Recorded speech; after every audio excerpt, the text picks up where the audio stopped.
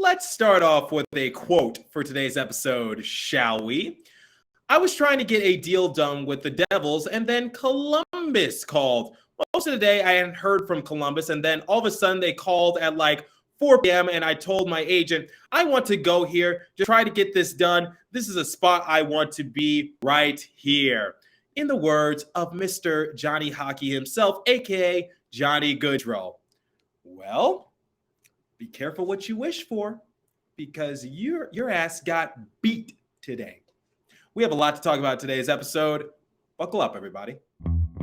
You're Locked On Devils, your daily podcast on the New Jersey Devils. Part of the Locked On Podcast Network, your team every day. Hi, this is Bryce Salvador, and you're Locked On Devils with Trey Matthews. Scores! Oh, Steven stepped up, nailed it. Brodor's got the puck. What a shot. The Devils win the Stanley Cup. Alrighty now, what is up, New Jersey? Welcome back to the Locked On Devils podcast here on Locked On Network. I'm your host, college hockey play-by-play announcer, and also Devils driver for Pucks and Pitchforks, Trey Matthews. Happy Halloween, everybody. I have a treat for you. No tricks up my sleeve. The New Jersey Devils came out victorious against the Columbus Blue Jackets by a score of 7-1. The Devils have won 6 of their last 7, and they are currently on a 3-game win streak, and they are set to go over to the western part of Canada for a lengthy road trip. So there's a lot to talk about in today's episode. We could talk about the overall chemistry between Jack Hughes and Jesper Bratt. We could talk about the goalie situation. Once again, seems like Vitek Vanecek has all but earned the starting role for the New Jersey Devils because this is his 3rd straight game of starting and 3rd straight win. So ultimately, Mackenzie Blackwood might be better suited being a backup goalie for the time being, but I still think it's anyone's game at this point because Mackenzie Blackwood was able to put up a good performance not too long ago. It was one of the NHL's 3 stars of the week. And we can also talk about the overall leadership from Nico Hischier. We could talk about how the Devils had 7 different people score, and of those 7 people who scored, 3 of them were defensemen, and 13 players were able to rack up at least a point in this one. So this was a great game for New Jersey Devils, and it's just so amazing to see that the New Jersey Devils are first in the Metropolitan Division. Everyone stop the count right now. Well, technically they're tied with the New York Rangers because the Rangers were able to muster out a win against the Arizona Coyotes at Mullet Arena, but that is neither here or there. The point is the New Jersey Devils, their start to the season has been fantastic after dropping the first 2 games of the year in embarrassing fashion to the Flyers and the Red Wings. Seems like the New Jersey Devils have bounced back quite nicely. So let's start with some pregame stuff. So I talked about the Western road trip for the New Jersey Devils.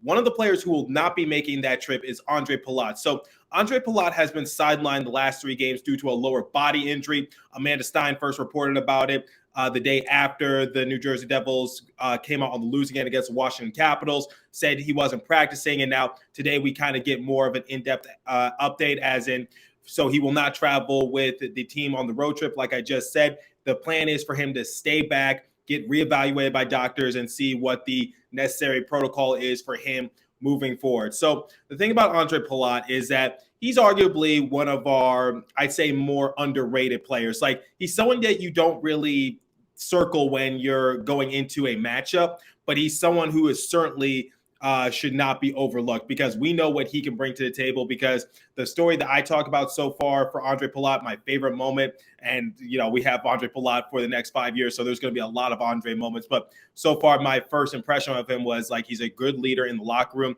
He certainly could be that glue piece. He's someone who could keep these young guys in check. And it's also worth mentioning, remember when the New Jersey Devils dropped the first 2 games of the year, who was the person who stepped up his overall game to try to save his head coach because he heard that his head coach was in the hot seat. It was Andre Palat. So Andre Palat, it seems like the New Jersey Devils aren't missing him too much because we do have a lot of scores. So we talked about our baby big 3, Nico Hischier, Jesper Bratt, Jack Hughes. All of them were able to rack up some sort of offense in today's game against the Columbus Blue Jackets. Seems like they're full steam ahead. They got a lot of good momentum heading their way, but Andre Palat will be missed. I don't know what to think of the injury. I hope it's nothing too drastic or serious, but my buddy, the Brat Pack, recently went to an autograph session in which he got to meet a lot of New Jersey Devils, including Andre Palat, and he asked Andre, like, how's the injury situation? And he said, take this with a grain of salt, but it seems as though Andre Palat's not too concerned about the injury. He thinks that he's going to be back on the rink sooner rather than later. But like I said,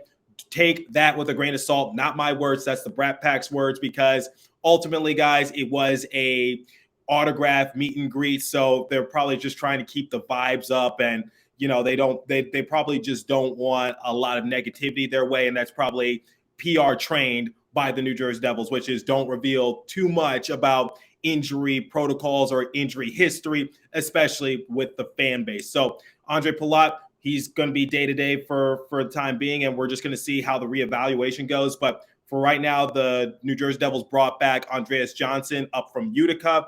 A lot of people were saying, wait, does that mean Alexander Holtz got sent down? I said, no, that just probably means that Andre Palat is going to be on the injured list longer than we anticipated. I don't anticipate for Andreas Johnson to suit up in a game for New Jersey Devils, but when you're on the road, typically you want a full roster on hand. So Andreas Johnson, he was a healthy scratch for this matchup against the Columbus Blue Jackets, but this kind of transitions into my next talking point. So let's go from one leader to another. Now, I got to give credit when credit is due, and I got to extend an apology to our team captain, Nico Hischier. Now, in the last episode, I talked about how Andre Palat is the true leader of the New Jersey Devils, because I said he has been around the block a few times. He's won a couple Stanley Cup finals. He's been in many situations before, and he just brings that overall experience. And like I just preach about, he's a glue piece for New Jersey Devils, but I kind of underestimated the overall leadership for Nico Hischier. That wasn't my intention, and Nico Hischier sure as hell shut me up in this matchup against Columbus Blue Jackets, because he was the first star of the game.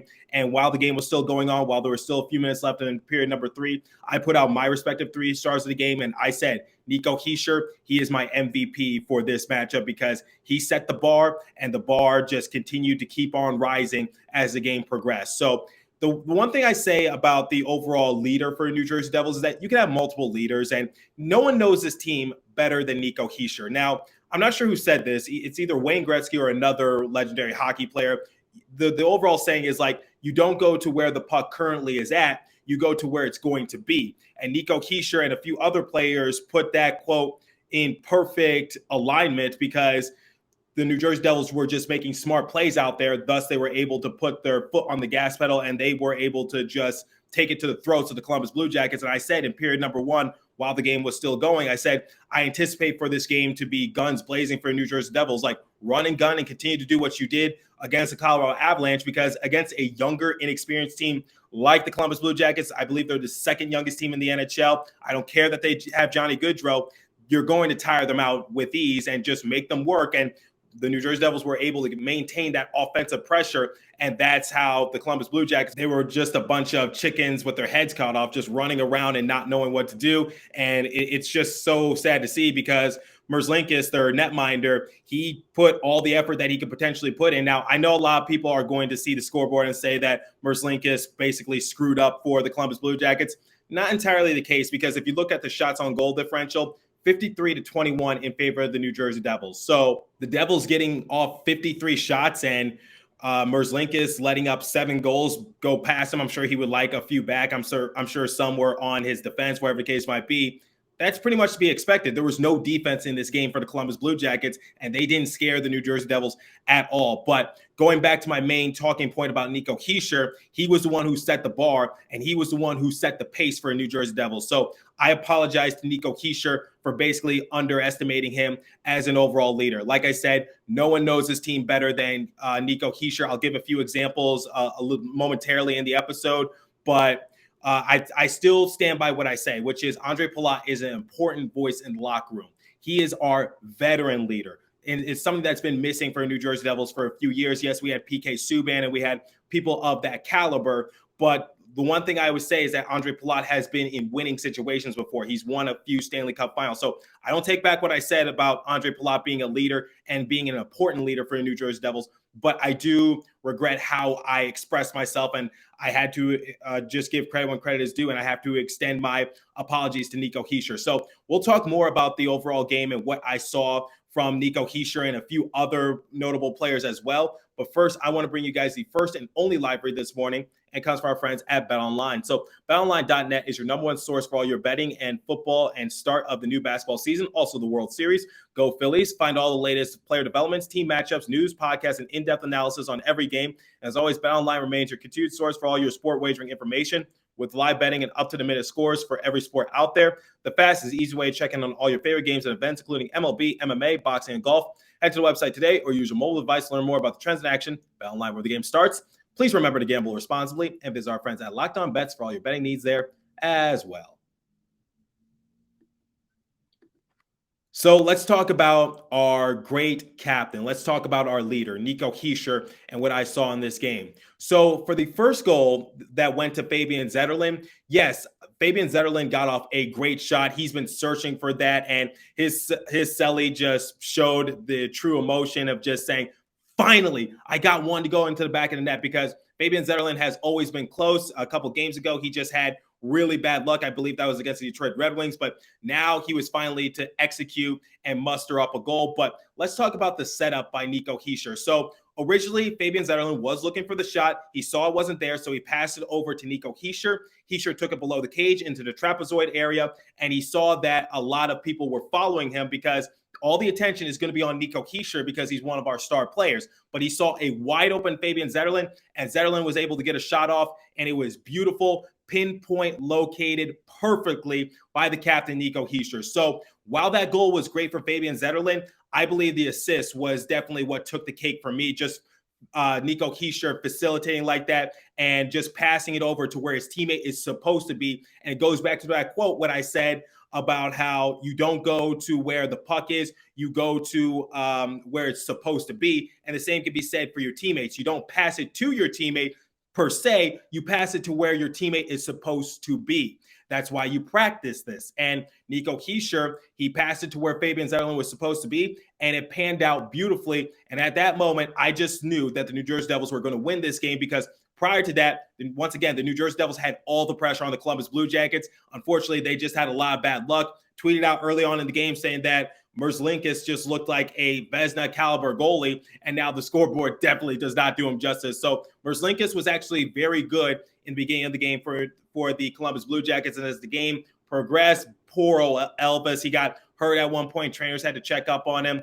He gave it all for the Columbus Blue Jackets, and they were unable to help him out in that regards. And let's talk about another play for Nico Hischier. So you might think that I'm going to talk about his goal, but I'm not really going to talk about that. I'm going to talk about John Marino's goal, because even though it was unassisted, that play does not happen if Nico Hischier isn't putting pressure, once again, on the defensive side of things for the New Jersey Devils. So what happened? The Columbus Blue Jackets were taking up on the near side. Nico Hischier was able to just bother them a little bit. They're forced to pass it off, and it goes off a Blue Jacket stick, which is why Nico Hischier wasn't credited with the assist.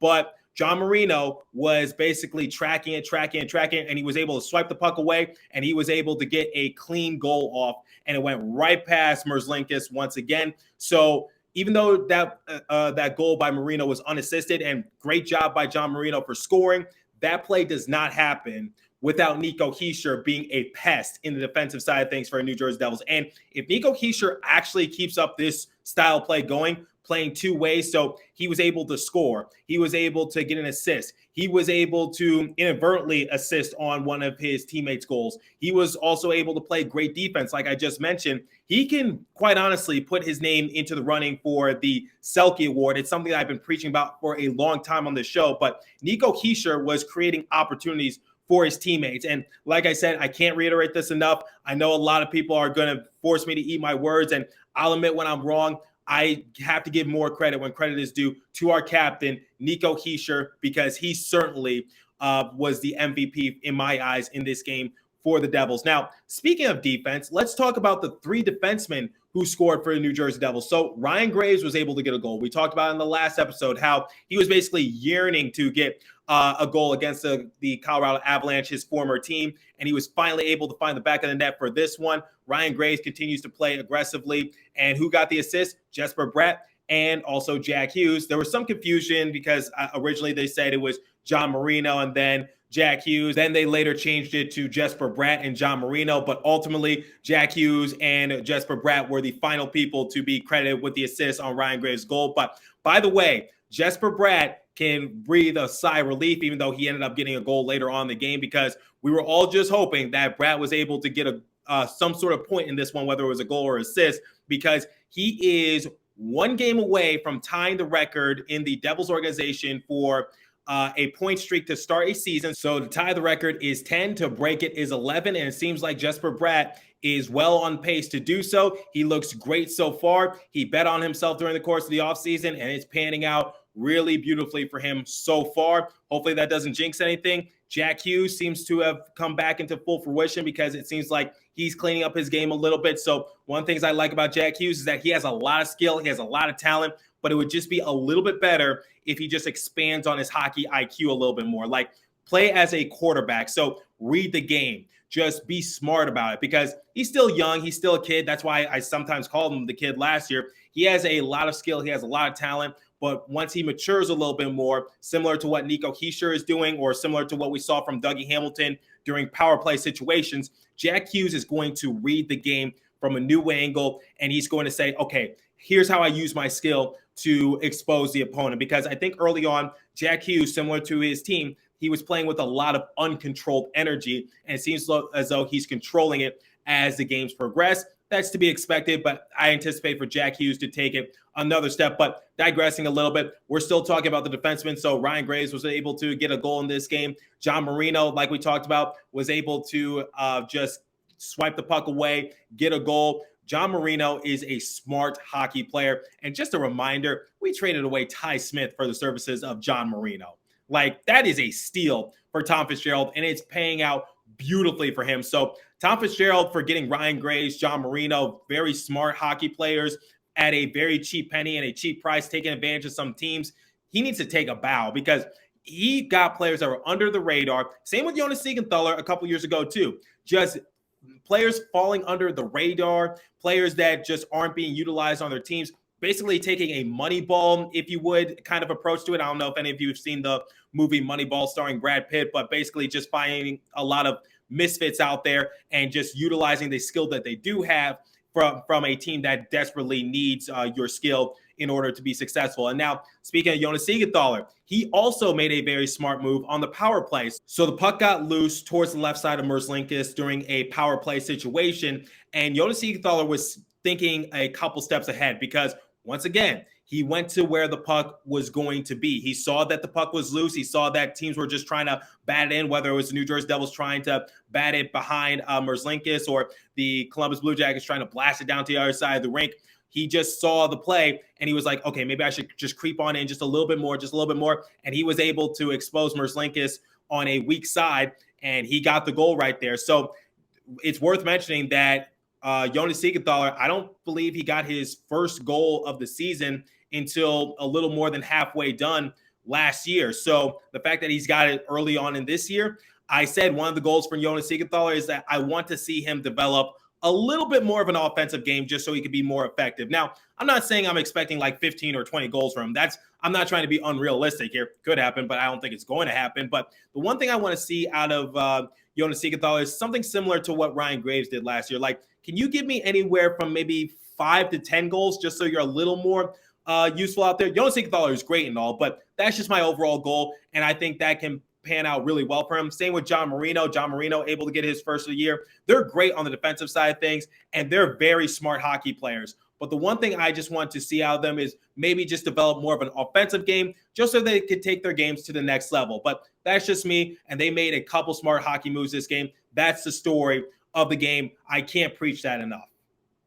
Obviously, there's a lot to take away in today's matchup, but I think the one thing I'm just more impressed about is the overall teamwork from New Jersey Devils, because we got contributions from some of our top players like Jesper Bratt, Jack Hughes, Nico Hischier, our baby big three, like I talked about earlier.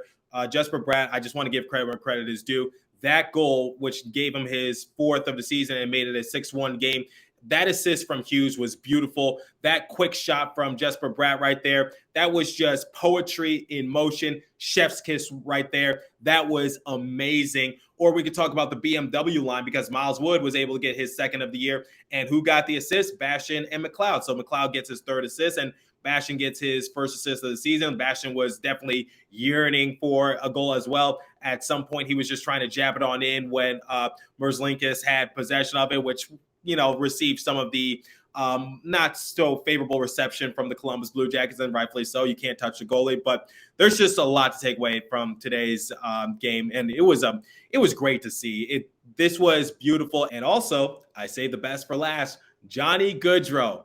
How you liking the Columbus Blue Jackets right now, buddy? Because this was definitely a game that I think a lot of fans had circled on their calendar just because we all know the situation that happened during the course of the offseason between the New Jersey Devils and Johnny Gaudreau. Seemed like Gaudreau, like I said in the opening of this episode, that seemed like he was leaning towards the New Jersey Devils, but the Columbus Blue Jackets were able to swipe in at the last possible second and steal him from us. And that was obviously very frustrating. And we just wanted to take it to the throat of the Columbus Blue Jackets because I'd say this was certainly just a statement game for New Jersey Devils. Now, here's the thing, guys. I know Johnny Gaudreau is signed long-term, so this is definitely not going to be the last time that we see Johnny Gaudreau in the Columbus Blue Jackets uniform and him going against the New Jersey Devils. And quite honestly, come next year, I don't think anyone's really going to care. But not a good first impression, losing 7-1 and basically us not having one of our better players in Andre Palat. So this was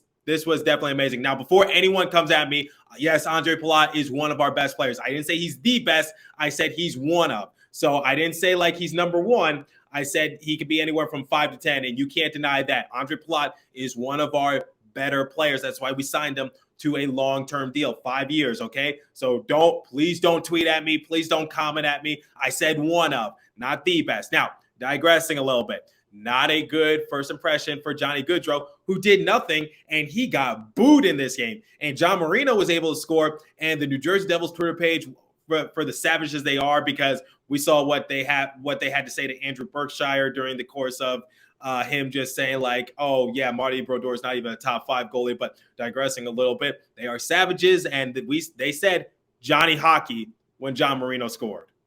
So I think we got the better Johnny, if you ask me. I know he goes by John, but still, I'm sure some people call him Johnny. So, hey, we got Johnny Hockey. He's good at hockey, so why not? Let's roll with it. So let's compare the overall stats, and then I'll give you guys my final thoughts. So shots on goal differential, 53-21 in favor of the Devils. Face-off percentage, 55% to 45% in favor of the Devils once again. Power play, Devils were 1 for 3. Blue Jackets were 0 for 2.